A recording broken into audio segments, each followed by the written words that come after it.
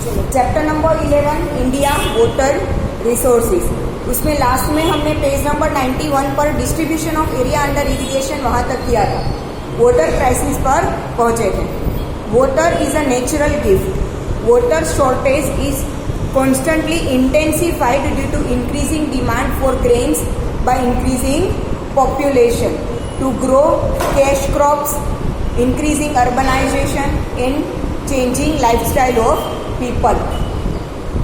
Population बढ़ता ही जा रहा है, जैसे पॉपुलेशन बढ़ेगा वैसे ऑब्वियसली क्रॉप्स की डिमांड बढ़ती जाएगी, ग्रेन्स की डिमांड बढ़ती जाएगी, कैश क्रॉप की भी डिमांड बढ़ती जाएगी। कैश क्रॉप्स क्या होते हैं?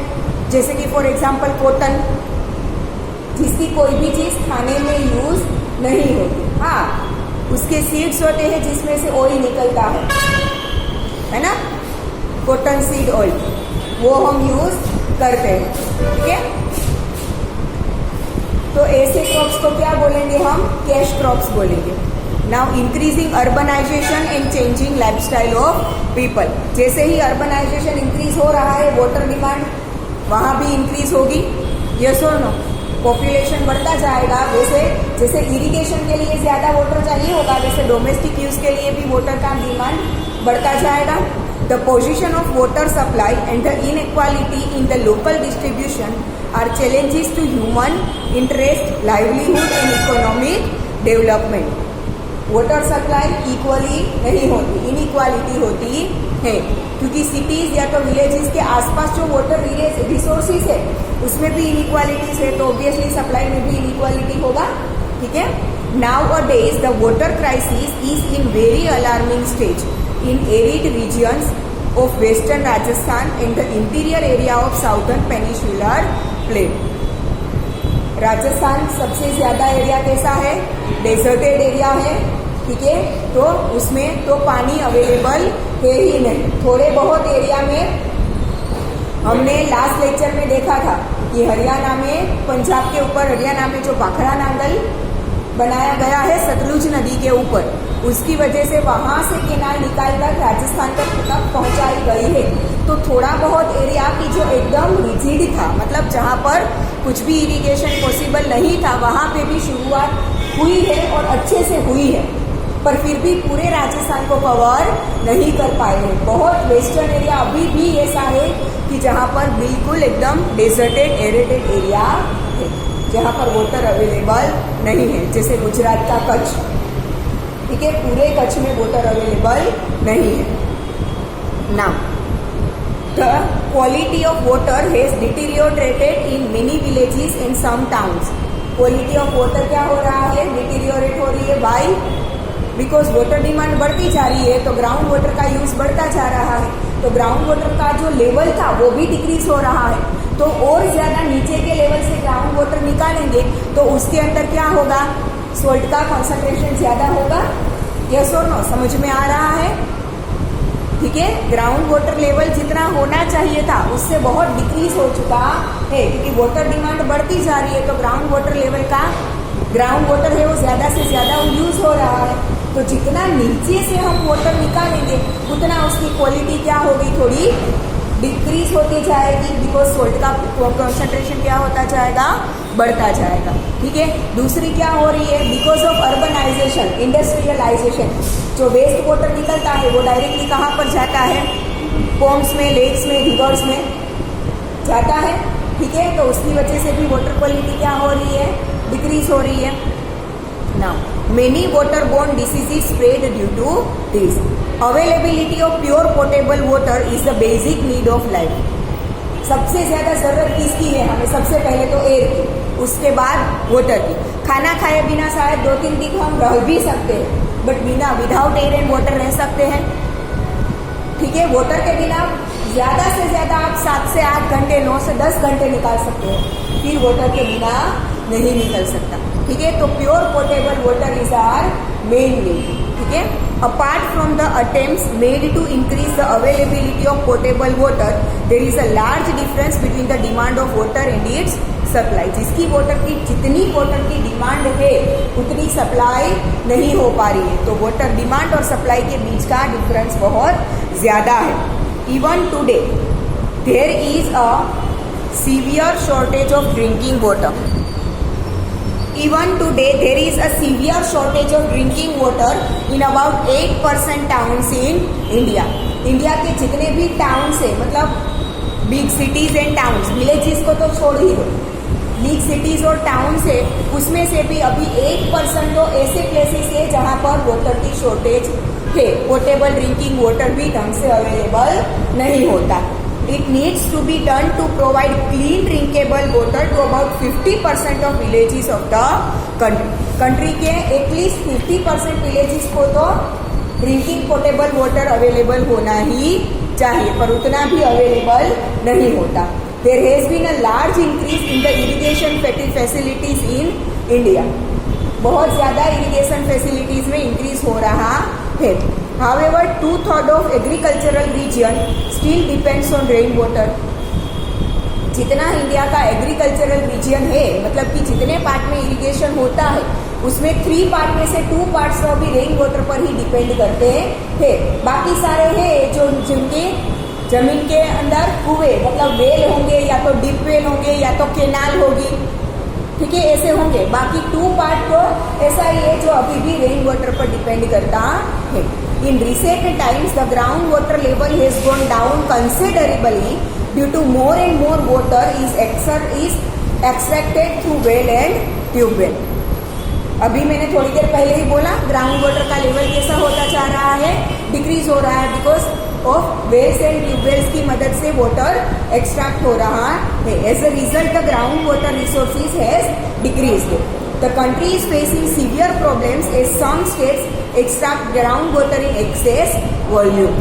बहुत सारे ऐसे स्टेट्स हैं जो ग्राउंड वाटर को एक्सेस वॉल्यूम में एक्सट्रैक्ट कर रहे हैं, जिसकी वजह से वाटर अवेलेबल सीवियर मीन्स अभी भी प्रॉब्लम तो स्टार्ट हो ही गए हैं, वाटर क्राइसिस स्टार्ट हो ही गए हैं, बट इन फ्यूचर इससे भी ज्यादा होगा. Serious problems like reduction in the quality of water and increasing scarcity have to be faced. थोड़ी देर पहले बोला मैंने कि जैसे ही ग्राउंड वाटर लेवल डिक्रीज होता जा रहा है, वैसे ज्यादा से ज्यादा नीचे से हम वाटर बाहर निकालेंगे तो वो वाटर की क्वालिटी क्या होगी, कम होगी, बिकॉज उसमें सॉल्ट का कॉन्सेंट्रेशन ज्यादा होगा. सॉल्ट कंसेंट्रेशन हाई होना मतलब कि स्कार्सिटी ज्यादा होगा. ठीक है, यही है यहाँ पर. ग्राउंड वाटर लेवल जितना रिड्यूस होता जाएगा उतनी ही वाटर में स्कार्सिटी इंक्रीज होती जाएगी. Besides agriculture water is used in industries in uncontrollable quantity. Industries में आप देखना कितना वाटर यूज होता है, खास करके केमिकल इंडस्ट्रीज में. ठीक है, main sources of water pollution are polluted water of domestic usages and industries. Domestic use हमारे घर में से जो गंदा पानी निकलता है, इंडस्ट्रीज में से जो निकलता है, they are main sources of water pollution. ठीक है, now management and conservation of water resources. We all know that the available water is in limited quantity. Rain हर साल बारिश तो होती ही है, बट वो बारिश बह के नदियों में चला जाता है, और नदियों में से कहाँ चला जाता है,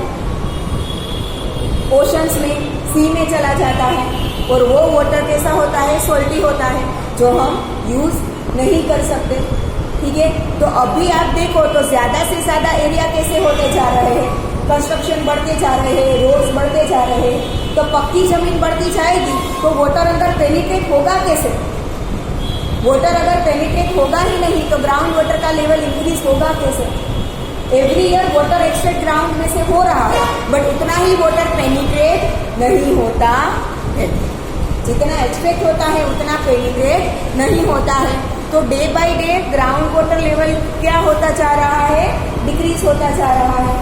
ठीक है, now its distribution is also unequal. Along with there is a problem of water pollution. That is why it is necessary to use the water economically and to conserve the available water. जैसे पैसे ध्यान रखकर खर्च करते हैं ना, वैसे ही water भी अब ध्यान रखकर ही यूज करना पड़ेगा. That's why it is called economical. Water को अब इकोनॉमिकली यूज करना पड़ेगा, और ऑल्सो जितना अवेलेबल वाटर है उसे कंजर्व भी करना पड़ेगा. जैसे अभी पेट्रोलियम को कंजर्व किया जा रहा है, वैसे एक दिन ऐसा ही आएगा कि जैसे पेट्रोलियम यूज कर रहे हैं ना सोच कर, वैसे ही वाटर भी यूज करना पड़ेगा. water is such a resource which is directly associated with the entire living organisms. Water एक ऐसा सोर्स है जो एंटायर लिविंग ऑर्गेनिजम्स के साथ जुड़ा हुआ है। एयर में भी आप देखो तो सारे लिविंग ऑर्गेनिजम्स ऑक्सीजन ब्रीथ करते हैं, बट अगर हम ट्रीज को लिविंग ऑर्गेनिजम्स में ही इंक्लूड किया जाता है, वो क्या इनहेल करते हैं? Carbon dioxide. बाकी अदर क्या करते हैं? ऑक्सीजन। तो एयर में भी ऐसा है कि आधे लिविंग ऑर्गेनिजम्स कार्बन डाइऑक्साइड पर रहते हैं तो बाकी के ऑक्सीजन पर रहते हैं। बट वाटर ऐसा है कि जो सारे लिविंग ऑर्गेनिजम्स को एक समान चाहिए। ठीक है, the remedies to conserve water are to be done at different stages. Water को कंजर्व करने की अलग अलग रेमेडीज अलग अलग यूज होती है अलग अलग स्टेजेस पर। The maintenance of water resources is known as water conservation. जहां पर वाटर अवेलेबल है उसे मेंटेन करके रखना, उसका कंजर्व करना that is known as water conservation. Some general remedies of water conservation are as follows. More construction of reservoirs for water storage. Water storage के लिए ज्यादा से ज्यादा रिजर्वर्स बनाए, मतलब नदी के ऊपर जो डैम बांधते हैं, डैम कंस्ट्रक्ट करते हैं ना, वो हम ज्यादा से ज्यादा करेंगे तो वाटर वहां पर भर के रह सकेगा। वरना अगर क्या होगा, बहकर समुद्र में चला जाएगा। तो अगर ऐसे रिजर्वर्स बनाए जाएंगे, पोन्ड्स ज्यादा बनाओ, अवेलेबल जगह खुली ओपन एरिया अगर अवेलेबल है तो पोन्ड्स बनाओ, लेक बनाओ, ऐसा करके भी वाटर कंजर्व कर सकते हैं, रिजर्व कर सकते हैं। Connecting to river basins and bringing the ground water at higher level. दो नदियां जहाँ पे एक साथ होती है वहां पर बेसिन बनाओ, मतलब कि डैम कंस्ट्रक्ट करो और दोनों का पानी संभाल कर रखो। ठीक है, और पानी वहां पर जितना संभाल कर रहेगा लॉन्ग टाइम तक, उतना वाटर अंदर पेनिट्रेट भी ज्यादा होगा, तो वहां पे ग्राउंड वाटर लेवल भी इंक्रीज होता जाएगा। समझ में आ रहा है? जितना पानी बहकर चला जाएगा उतना कम पेनिट्रेट होगा। ठीक है, आप ट्राई करना, घर पर खड्डा खोद के रखना। ठीक है, वहां पर पानी भरा रहेगा तो वो पानी ज्यादा से ज्यादा अंदर क्या होगा? पेनिट्रेट होता जाएगा। वो खड्डे के आसपास की जगह आप देखना थोड़ी सॉफ्ट होगी वाटर की वजह से। ठीक है, जब बारिश होती है तब पानी भर के रहे, ऐसा कुछ करना। तो देखना कि उसके बारिश चले जाने के बाद भी उसके आसपास का एरिया क्या रहेगा? एकदम सॉफ्ट रहेगा, बिकॉज वहां पर वाटर क्या हो रहा है? पेनिट्रेट हो रहा है। और जहां पर पानी भरा हुआ नहीं है वो सूखी हो जाएगी जल्दी से, बिकॉज पानी है नहीं तो पेनिट्रेट कहाँ से होगा? ठीक है, तो जितना हम पानी रिजर्व करके रखेंगे उतना अवेलेबिलिटी भी ज्यादा होगी, प्लस ग्राउंड वाटर भी इंक्रीज होगा। Now water is a national resource. Now water shade development. Water is a national resource क्यों बोला है? कोई भी नदी एक स्टेट में से निकलकर दूसरे स्टेट में जाती है तो वो नदी का जो भी बेनिफिट है वो जितने स्टेट में से पास होती है सबको मिलता है। और अगर वो नदी उस स्टेट में से पास ना भी होती हो फिर भी उसका बेनिफिट मिलता है, क्योंकि वो रिसोर्स जो स्टेट में से पास होती है उस स्टेट का अकेले का नहीं होता। That's why water is national resource. हमारे सरदार सरोवर योजना जो नर्मदा नदी पर बनी है उसका एग्जाम्पल ले लो। निकलती कहाँ से है? मध्य प्रदेश में से। आकर कहाँ से आती है? गुजरात में से, फिर समुद्र में चली जाती है। तो पास होती है वो दो ही स्टेट में से, मध्य प्रदेश और गुजरात। पर उसका जो सरदार सरोवर योजना बनी है उसका बेनिफिट 4 स्टेट को मिलता है। मध्य प्रदेश और गुजरात को तो मिलेगा ही, साथ में राजस्थान और महाराष्ट्र को भी मिलता है। तो ऐसा जरूरी नहीं है कि नदी जिस स्टेट में से पास होती हो उसको ही उसका बेनिफिट मिलेगा। अभी मैंने थोड़ी देर पहले भाखड़ा नागल का आपको एग्जाम्पल दिया था। इंदिरा गांधी केनाल उसमें से पास कर राजस्थान तक पहुंचाई गई। अब सतलुज नदी तो हरियाणा से, कश्मीर से, हरियाणा से होकर पंजाब में से चली जाती है अंदर वो पाकिस्तान में, राजस्थान तक तो वो पहुंचती नहीं। फिर भी उसका वाटर राजस्थान पर इंदिरा गांधी केनाल के थ्रू क्या किया जाता है? पहुंचाया जाता है। दैट मीन्स जो भी वाटर अवेलेबल है इट इज नेशनल रिसोर्स। ठीक है ना। Water shade development. Watershed is a natural unit and it is used for synthesized development in smaller natural units according to the convenience. A river basin is such an area wherein the water of a river along with the water of its branches forms a watershed. River basin मतलब दो नदी एक साथ जहाँ पर मिलती है वहाँ पर पानी बहुत ज्यादा होगा, ठीक है। तो डैम बनाकर वो पानी क्या किया जाता है, वहाँ पर भरा जाता है। फिर उसमें से जो केनाल निकाली जाती है दैट इज स्ट्रीम्स, उसमें से जो केनाल निकाली जाएगी उसे क्या बोलते हैं, स्ट्रीम्स, और वो से ही बोलते हैं वाटर शेड होना, ठीक है। उसे क्या बोलते हैं, वाटर शेडिंग, ठीक है। Now a watershed region is ultimately a river basin only. The water during the rainy season flows forward and finally meets any river. अलग अलग जगहों से जैसे डैम बनाकर उसमें से केनाल निकाली जाती है वैसे ही क्या किया जाता है, नदी जहाँ से एक जगह से निकलती है, ठीक है, वहां से तो पानी उसमें ऐड होता ही है, पर क्या किया जाता है, आर्टिफिशियली ऐसे क्या पर्वत के ऊपर से नदी निकलती है तो पर्वत में खड्डे खोदकर ऐसे किया जाता है कि बारिश का पानी बहकर ऐसे ही ना चला जाए, वाटर जहाँ पर नदी मिलती है उसकी तरफ बहकर वो आए ताकि रिवर में ज्यादा से ज्यादा पानी आ सके, ठीक है। इसे भी वाटर शेडिंग बोलते हैं। Now the development of a water shade is an overall approach of development. It includes the programs like soil and humidity conservation, water storage, tree plantation, forestation, horticulture, development of pasture land, renewal of collective resource. Now, in all these programs, the land capability and the requirements of people have to be considered. ये सारी चीजों में land की capability देखी जाती है। जहाँ पर अगर डैम वगैरह कुछ बनाना हो, वाटर शेडिंग बनाना हो, तो वहाँ पर लैंड की कैपेबिलिटी, अगर ये लैंड वहाँ पर इसके लायक है तो ही वहाँ पर किया जाता है, ठीक है। Now it needs the participation of local people. मैंने आपको एक बार शायद बताया होगा कि जब भी नदी पर कोई बड़ी सी योजना बनाई जाती है, मतलब कि कुछ कंस्ट्रक्ट किया जाता है, जैसे कि सरदार सरोवर योजना सब जानते हैं इसलिए उसका एग्जाम्पल दे रही हूँ, ठीक है।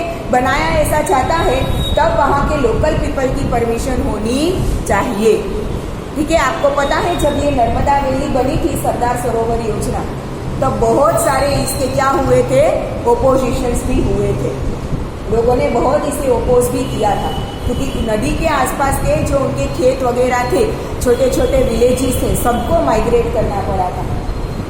सब अपना घर छोड़कर दूसरी जगह पे शिफ्ट हो वो इजी नहीं होता। अपने खेत छोड़कर जाना, उन लोगों को जमीन मिली, जमीन के बदले में पैसे मिले, पर उनका जो खुद का था वैसा तो नहीं हो सकता ना। जमीन के बदले में पैसे मिले तो वो पैसे तो 2-4 साल में खर्च हो जाएंगे। अगर उनके पास जमीन होगी तो वो सालों साल वहां पर इरिगेशन कर सकते हैं ना, ठीक है। तो ओपोजिशन मतलब कि लोकल पीपल की परमिशन भी होनी चाहिए। Now many schemes are planned by the state and the central government. Rain water harvesting, तो सबको पता ही होगा, अब तो बहुत ज्यादा चला है रेन वाटर हार्वेस्टिंग, ठीक है। Special methods to collect the rain water and conserve it include the construction of wells, small dams, खेत तालाब दी दैट इज फार्म पोन्ड्स, खेत में ही छोटे छोटे पोन्ड्स बनाए जाते हैं। Water is conserved through these mediums. This also raises the ground water level. जितना ज्यादा जगहों पर पानी भर के रहेगा उतना पेनिट्रेट ज्यादा होगा तो ग्राउंड वाटर लेवल इंक्रीज होगा. These may fulfill the requirements of domestic use and agriculture. Main objectives of rainwater harvesting. Objectives क्या है उसके? To increase the capacity to conserve the groundwater and increase the underground water table. Water level को increase करना. Reduce the water pollution. जितना पानी नदी में बहकर कम जाएगा उतना ही pollution कम होगा. Improve the quality of ground water. Ground water level increase होता जाएगा उतनी ही उसमें स्कार्सिटी कम होती जाएगी, तो वाटर क्वालिटी भी इंक्रीज होगी. To save the land roots from water logging. Reduce the surface run off water. Surface run off water, surface पर पानी बह के जो चला जाता है उसे रिड्यूस करना. Fulfil the requirement of domestic water requirements during summer and during long dry spells. fulfill the increasing demand of water. Make arrangement to store rainwater in underground tanks in multi-story residence in large cities, or arrangement should be made so that the water percolates in the ground. Multi-storey buildings होती है, वहां पे water भी ज्यादा से ज्यादा use होता है कि नहीं, ठीक है। तो वहां पर क्या किया जाता है, बेसमेंट में बड़े बड़े टैंक्स बनाए जाते हैं और छत पर जो पानी रेन वाटर से इकट्ठा होता है उसे वो छत पर से ही पाइपलाइन के थ्रू क्या कहाँ पे लिया जाता है, बेसमेंट जो वाटर टैंक होते हैं उसमें। तो ये भी रेन वाटर बहुत सारी सोसाइटीज में रेन वाटर हार्वेस्टिंग लगाया गई है सिस्टम, ठीक है। Now following points should be considered for water management. Use water economically for gardens, vehicles, in toilets and wash basins. Public awareness should be created. Participation in water conservation and it's skilled management should be increased. If possible, recycle the used water. Save the reservoirs from pollution. Increase the use of all units of water harvesting structures like wells, tube wells, khet talaudi, etc. Keep a watch on those units which are using ground water.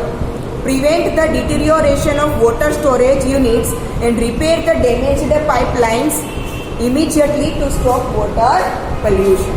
बस